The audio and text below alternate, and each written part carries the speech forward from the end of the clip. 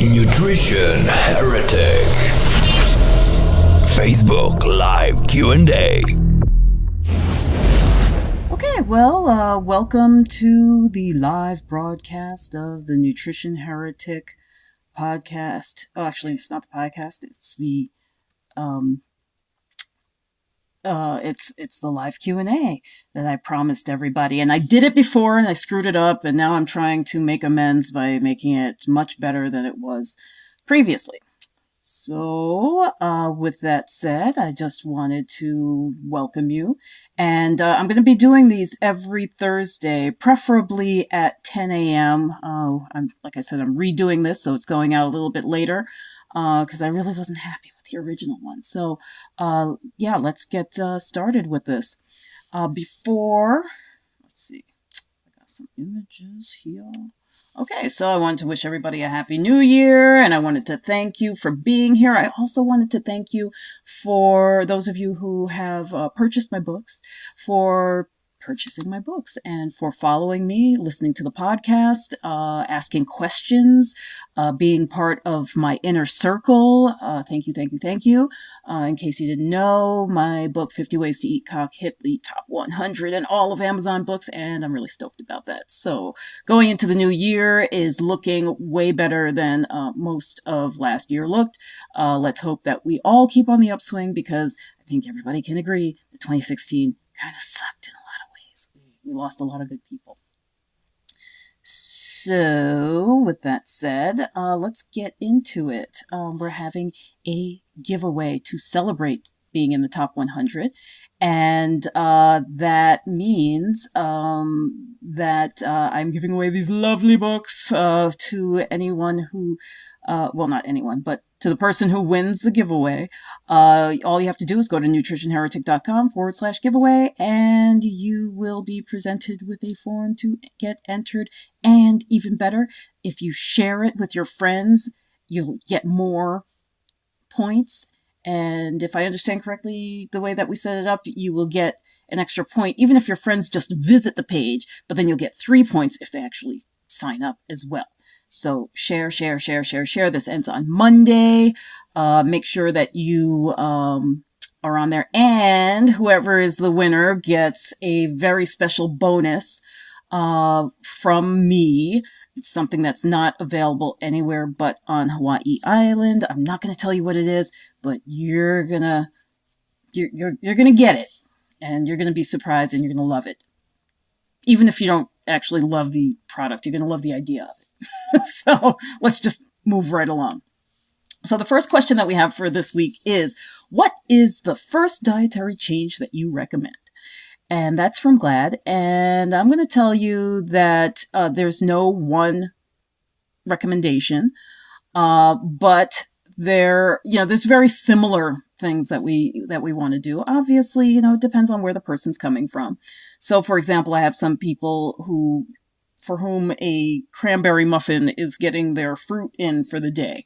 We don't really want to go, that person's going to have a much bigger learning curve, much more stuff to do to get on the real food train, and to get on the, less carbs train as well. Because we know that dietary carbohydrate is not really necessary for the human body to function. I'm not saying that you should give them up completely, meaning, fruits and vegetables and all that as well. However, it compared to the animal products, which is what our bodies thrive on, they do have their place, but you're going to get much more bang for your buck from animal foods. So, the one dietary change where I think it's most crucial is with the fats, because most of the fats that people are consuming are synthetic, even when they think they are doing the right thing. You go to Whole Foods and every other product, even their roasted chicken, at least at one point, had canola oil, which is a GM product. It's a genetically engineered product. Not something that would be found in nature, and in fact is my understanding is tank fuel in much of the world. So we really don't want to perpetuate that. And I think the most important place to start is with your fats for most people. Now, if somebody's having digestive issues, I would probably not start with the fats. So if you're having, whether it is kind of the autism or dyslexia, dyspraxia, these different types of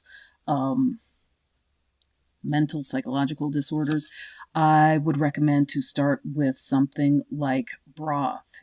That would be something that I would say, maybe it's not a change, but it's an introduction of something. And particularly in the beginning, to have that outweigh even your consumption of other foods. Because one of the things that your bone broths and your meat stocks do is they start to signal the stomach to digest, to start releasing acid. And this is really important if somebody is what I like to call a recovering vegetarian or vegan, and they're trying to get their digestion back on track. I would say to start with the bone broths. And obviously, the dietary fats in that case run a very, very close second. I mean, it's really hard to say that there's just one thing that needs to be changed, but if we had to choose, again, depending on what it is, I would say it would either be with the meat stock bone broth or with the dietary fats. So I hope that helps you, Glad. Let me know if it doesn't. You're in the Facebook group, but I know for a fact that you eat quite well and probably don't have the same challenges that others do. So, what is the best, fastest way to repair gut health? That comes from Ingrid, also in the Nutrition Heretics Inner Circle. Let's see. It really goes back to the answer that I gave to Glad. It's very similar. If we're looking at gut health, we want to improve digestion, right? So that involves getting the stomach to release adequate amounts of acid. It also means that we want to plug up any holes, if there are any, which is leaky gut is increasingly common in today's world. So I would say that you would, again, want to start with your meat stocks and your bone broths. Meat stocks are generally better for people who are really, really in serious health problems, better place to start. And that's basically, it's very similar to a bone broth, except you're doing more of the actual meats. You're making stock with, there is some bone in there, but like a whole chicken, for example, or a pork foot, or necks of animals, or tails. Those kind of like bony and meaty parts of the animal as well, the ones with lots of cartilage. And that's the other thing, is that you want to get all of those sinewy, cartilagey, gelatinous bits, the skin, and pork skin is incredibly healing for the gut. And you want to plug that up. And so that's what we're looking at as the that's the type of thing that we're actually looking at. So you want to make sure that you're just constantly replenishing and feeding the gut. Now, other things that you have to take into consideration are that you have to, if you have allergies, for example, you want to make sure that you're removing those allergens. You want to get those out of your gut until you have had a chance to heal it, because it's just constantly, it's sort of like, having a cut and not putting the Band-Aid on long enough for it to produce a scab, let's say. You don't want to keep reintroducing these foods that you're allergic to. I'm not saying that you couldn't still get healing, but it's just going to be a lot longer and a lot tougher road. So you might remember that I did an episode with Stacy Shepard, who is a GAPS practitioner. That is actually one of the better diets. And one of the reasons why I love it so much is because the people who do it eventually get off of it. Many of, for example, people who are gluten intolerant, they have allergies to God knows what. When I say allergies, obviously I mean sensitivities and intolerances as well. But they what ends up happening is they just keep cutting out thing after thing after thing. So, today it's gluten intolerance, next month or, year, it's the dairy goes out the window. And then after a while, the eggs go out the window and the rice goes out the window, and they just keep going until they're, pared down to cucumbers and chicken. So you don't want that. So repairing the gut health, making sure that you're getting adequate fats. And actually, Dr. Natasha, who kind of structured, let's say, not so much invented the GAPS diet, she will tell you that the fats, people who eat the most fats when they're doing all these bone broths and meat stocks, they are the ones who will heal the fastest. So, if that, I hope that answers your question as well.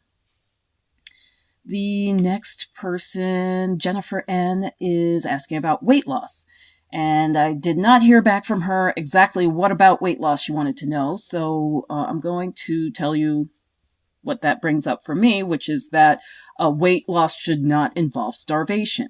You may remember the episode of the podcast with Julia Ross, and she talks about having...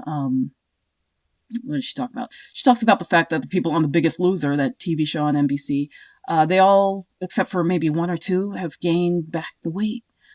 Starvation does not work. And see, this is a big problem in America. We look at weight loss as a singular entity, and we also consider that anybody who's overweight is a glutton. That is not always the case. Yes, there are some who are, but we know that 2/3 of our population is overweight and obese. So, clearly there's more to that. Like if a diet, let's say, makes you feel like you're starving, there's something wrong with that diet. You are starving on some level. Weight loss, if you read Frenching Your Food, I talk a lot about the effect of adrenal health on weight loss. And you want to make sure that you're getting adequate rest, that your body is able to let go. Because think of it this way.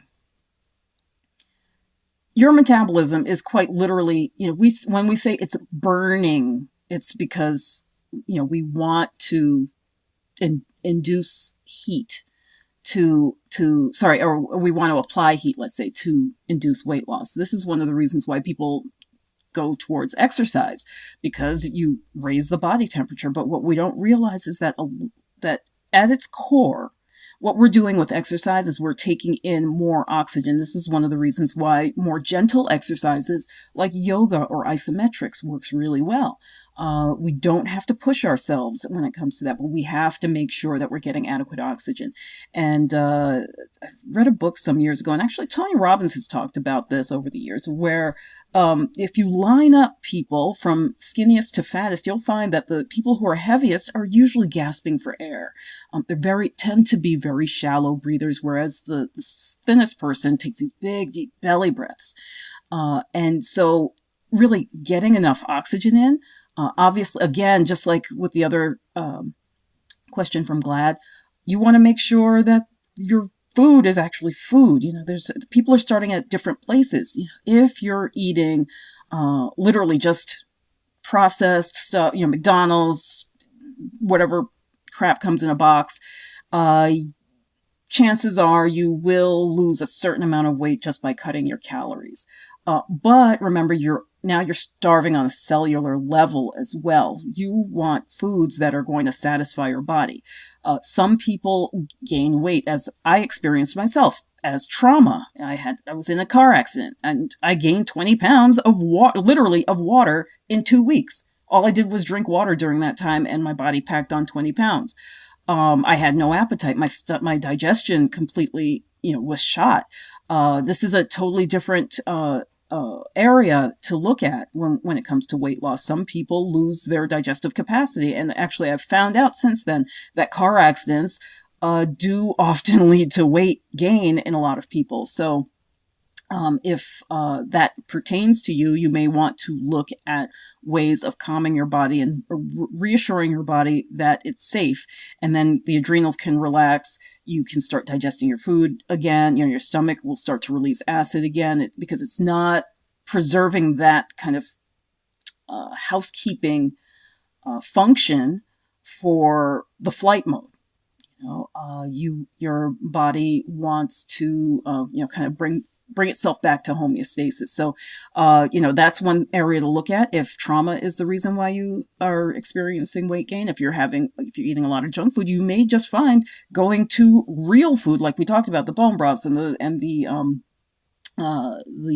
meat stocks, the animal fats. And when I say animal fats, I'm talking about the range of animal fats, everything from your fish oils to your butter and lard and tallow. As long as they're not hydrogenated or gone through any industrialized processes, these are the fats that your body wants. That's what the intestines work on. So we talked about digestive health. The intestines work on that. The brain works on that. And then we also know that there's the gut-brain connection. It makes sense now, right? So, but with weight loss, it could be coming from so many places. So if you want me to expand on that, Jennifer, please let me know for next time. I'll be here next week and I can answer your questions then, more specifically. And finally, I wanted to remind all of you that you can catch us at nutritionheretic.com/podcast. And you can look at our archive from the last year. We're moving into a seasonal format. So in the next few weeks, you'll be getting a brand new podcast coming out. In the meantime, get caught up on the ones that you haven't been able to see or listen to. We've covered quite an array of things, from weight loss and autism through natural farming and Parkinson's, all kinds of things that interface, what farmers do, how farmers make money, why the price of food maybe had to go up, how you can get your produce organically for a fraction of the cost that it would cost you at a place like Whole Foods or even your local. I'm not trying to put your local health food store out of business, but there's ways of doing this. So if budget is an issue, we're going into all kinds of things like that, and we have on deck several really great guests coming up, talking about everything from raw milk to foraging. So let me know what you'd like to see hear on the podcast, what you'd like to see on these Q&As in the upcoming weeks. I'm going to be doing these, like I said, every Thursday around the same time, and I look forward to seeing you. I'm out for the day. Choose your punishment.